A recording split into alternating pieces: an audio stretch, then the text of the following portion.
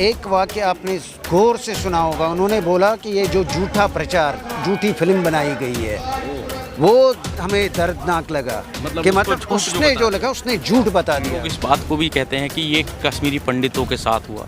क्या आपको लगता है कि केवल इस उत्पीड़न का जो वहाँ उत्पीड़न हुआ, या ये मान लीजिए कि जो कत्लेआम उस रात हुआ, उसमें क्या कश्मीरी पंडित ही थे और कोई जातियाँ नहीं थी?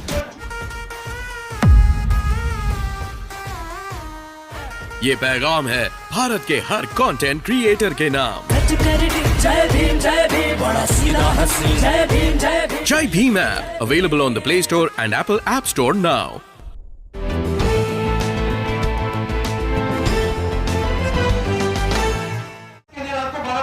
द कश्मीर फाइल्स मूवी पर अरविंद केजरीवाल का विधानसभा में विवादित बयान तूल पकड़ता नजर आ जा रहा है। और देख सकते हैं आप मेरे पीछे कि एक प्रोटेस्ट उसी को लेकर यहाँ किया जा रहा है कश्मीरी लोगों के द्वारा। मेरे साथ एक कश्मीरी व्यक्ति हैं जो इस प्रोटेस्ट में शामिल हैं, उनसे हम बात करेंगे। सर, क्या नाम है आपका? पहले मेरा नाम कुलदीप भट्ट है। कुलदीप जी, क्या कहेंगे, क्या मतलब ये जो आपका प्रोटेस्ट है, उस बयान ने कितना आहत किया है आपको? बहुत आहत किया है। मुझे लग रहा है कि मतलब आज से 32 साल पहले जो हुआ हमारे साथ, क्यों लगता है, मतलब आपने मतलब केजरीवाल का जो वो बयान था वो आहत कर गया आपको? आहत इसलिए कर गया कि एक तो जस्ट समय मिली नहीं 32 साल, सरकार पे सरकार आ गई, बहुत सारे आ गए, लेकिन हम अपने प्रयास करते रहे। अगर आप लोगों को याद होगा, हम हर साल यहाँ पर बलिदान दिवस भी मनाते हैं, मार्टियर्स डे भी मनाते हैं, सब कुछ मनाते हैं, लेकिन इसीलिए गवर्नमेंट को याददाश्त दिलाने के लिए। लेकिन जब आज अग्निहोत्री जी ने ये फिल्म बनाई, वास्तविकता है, हकीकत है, इसमें कुछ भी फर्जी नहीं दिखाया है। मैं अभी तक हिम्मत नहीं जुटा पा रहा हूँ ये मूवी देखने के लिए। क्यों? क्योंकि हमारे ऊपर ये बीत चुकी है। हमें मालूम है हमारे गेट पे कैसे पोस्टर्स लगे, हमारे माँ बाप को कैसे छोड़ना पड़ा, सब कुछ जितनी विरासत थी हमारी, ऐसे ही रातों रात हमें जाना पड़ा। और उसके बाद अब जब रिकॉग्निशन इन द सेंस कि लोगों को पता लग गया, यहाँ पर वर्ल्ड को पता लग गया इस मूवी के द्वारा, 2.5 घंटे में ये बेचारा सब कुछ तो दिखा नहीं सकता था। 2.5 घंटे में अगर इसने जितना भी कोशिश किया था, सब कुछ सच है। एक एक घटना, सिर्फ कैरेक्टर सिर्फ बदले हैं, लेकिन एक एक घटनाक्रम उसमें सत्य है। लेकिन उसके बाद जो हमारे मुख्यमंत्री है यहाँ दिल्ली के, उन्होंने इतने ठहाके मार के हंसा, वो हमें यहाँ पर ज़्यादा चुभ गया। मतलब जो हंसी थी वो मुख्यमंत्री हंसी थी कि मतलब आप ये देखो कि मतलब अगर किसी के घर में कोई मृत्यु हो जाती है, उसके बाद अगर आप किसी बंदे को बोलोगे शोक प्रस्ताव में आने के लिए या कुछ भी, आप वहाँ पर ठहाके मार के हंसोगे तो कैसा भद्दा लगेगा। इस मुख्यमंत्री ने इस चीज़ का, ये तो भाजपा बोलते रहते हैं, तो हमें कोई भाजपा से कोई लेना देना नहीं है ना। हम भाजपा के साथ थे ना, जब हमें 32 साल पहले तब कौन सी भाजपा थी? 2 सीटें थी उस टाइम, हमारा भाजपा से क्या? लेकिन ये लोग कह रहे हैं कि जिस तरह से कश्मीरी लोग इसको अपने ऊपर ले रहे हैं, क्योंकि वो जो वाक्य था वो केवल फिल्म को लेकर था, और जो अग्निहोत्री हैं, अगर वो उसमें ये भी कहने की कोशिश की गई कि अगर अग्निहोत्री अगर इतने ही हितैषी हैं और इतना ही टैक्स फ्री की क्यों बात कर रहे हैं, वो तो इसे यूट्यूब पर डाल दें। इन्होंने अगर एक वाक्य आपने गौर से सुना होगा, उन्होंने बोला कि ये जो झूठा प्रचार, झूठी फिल्म बनाई गई है, वो हमें दर्दनाक लगा। कि मतलब उसने जो लगा उसने झूठ बता दिया उसको।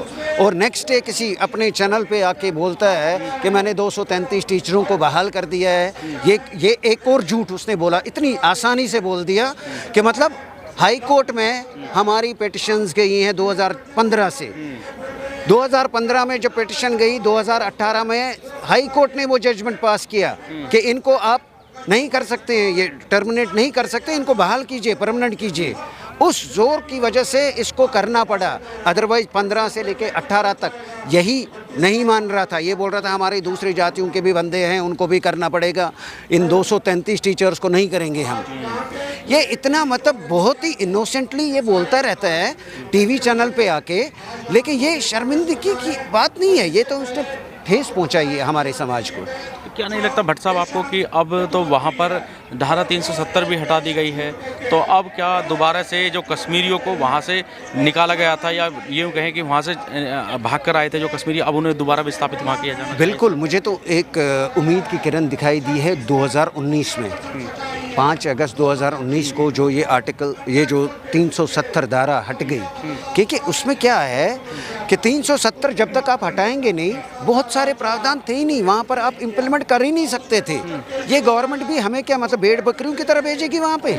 उसको भी तो वहाँ पर बनाना पड़ेगा वो माहौल जिसमें हम रह सकते हैं वापस। आज के दिन में हम गवर्नमेंट से 32 साल से यही एक चीज़ मांगते रहे हैं कि हमें एक सेपरेट आइडेंटिटी कीजिए, क्योंकि हम बार बार विस्थापित नहीं होना चाहते हैं। अगर हम उनमें फिर से मिल जाएंगे वही जहर वो उगलेंगे।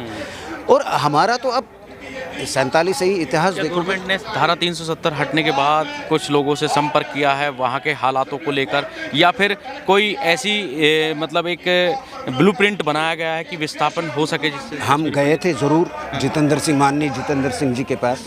उन्होंने बोला कि अभी ब्लूप्रिंट बना नहीं है, जब तक हम वहाँ पर इंटरनल, जैसे ये पूरी तरह से डेमोक्रेसी वापस नहीं आएगी वहाँ पर, वो जो डिलिमिटेशन का प्रोसेस था वो ठीक नहीं होगा। मतलब सरकार का संपर्क में है आप? संपर्क में है, लेकिन हमारी डिमांड ही एक अलग है कि मतलब हमें अलग चाहिए, सेपरेट चाहिए, क्योंकि उसके बगैर होमलैंड चाहिए हमें अलग, क्योंकि अंडर डायरेक्ट यूनियन टेरिटरी। क्योंकि अगर उनके साथ करेंगे वो आज नहीं, आज तो वो किसी प्रेशर में नहीं करेंगे हमारे साथ कुछ, लेकिन आज से 10 साल बाद फिर से होगा।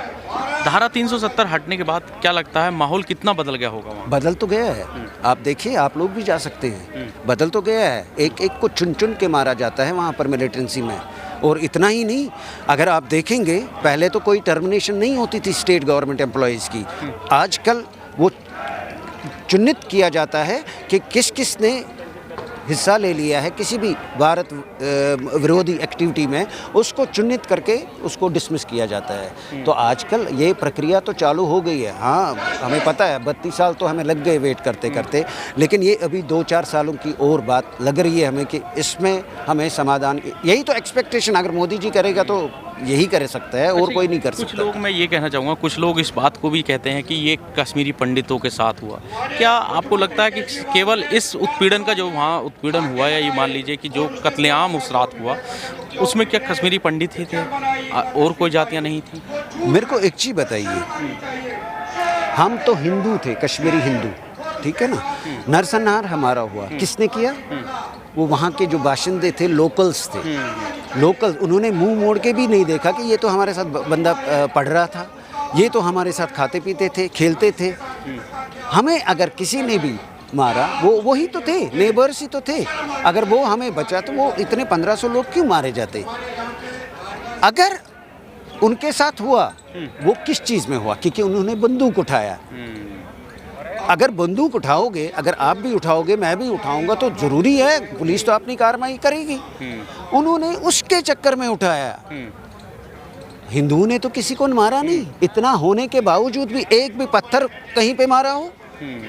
हमने अगर उठाया है तो सिर्फ पेन उठाया है। कश्मीरी पंडितों को किया गया था, या टोटल हिंदू जो भी उन्हें मिल जाए, हिंदू जितने भी हिंदू समाज थे वहाँ पर, या सिख थे, सिख का मैसेकर नहीं मालूम आपको? सिखों का भी हो गया कत्लेआम, वैसा ही हो गया जैसे इस्लामाबाद में हुआ, वैसे ही हुआ। नंदीमार्ग, मतलब क्या चाहते थे कि वो आपको नारा है, वो केवल कश्मीरी पंडितों का आपको याद है ना, नारा क्या दिया गया था हमें?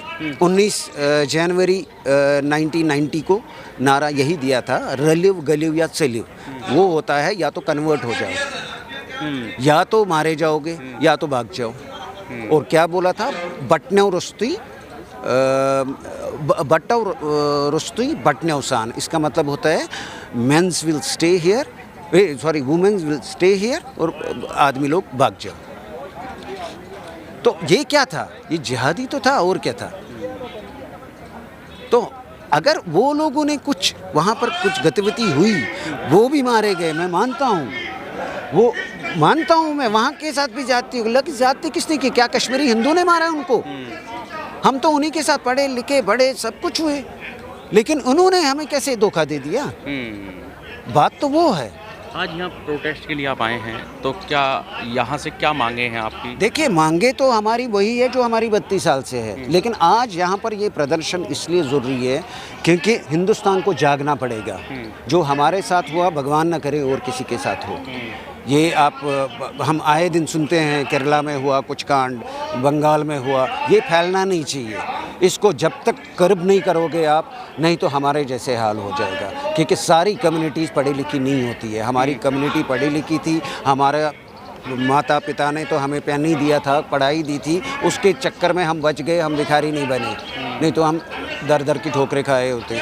लेकिन और किसी कम्युनिटी के साथ ये ना हो, इसके लिए हिंदुस्तान को जागना बहुत ज़रूरी है। यहाँ पर ये जो प्रोटेस्ट है अरविंद केजरीवाल जैसे बंदे के लिए, उसके लिए है, क्योंकि उन्होंने जो मतलब हमारे साथ किया है उससे बड़ा मजाक और कोई नहीं कर सकता। समझदार क्यों, क्या लगता है आपको अरविंद केजरीवाल ने ऐसा क्यों किया है, क्या वजह है इसके पीछे? क्या देखिए, अगर आप उनके सीएम पीछे कोई राजनीति लगती है आपको? सीएम बनने से पहले जब वो कसम अपनी बच्चों की कर रहे थे कि मैं राजनीति में कदम नहीं रखूंगा, इन्होंने बोला था, इनको बोला गया था कि कश्मीर के बारे में आपके क्या विचार है, उन्होंने बोला था वहाँ पर उनको बताओ रेफरेंडम कराए।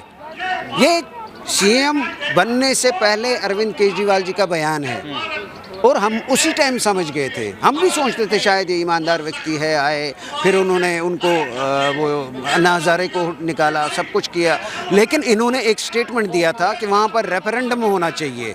क्या इंडिया में जो भारतीय होगा, क्या वो ये चाहेगा रेफरेंडम हो?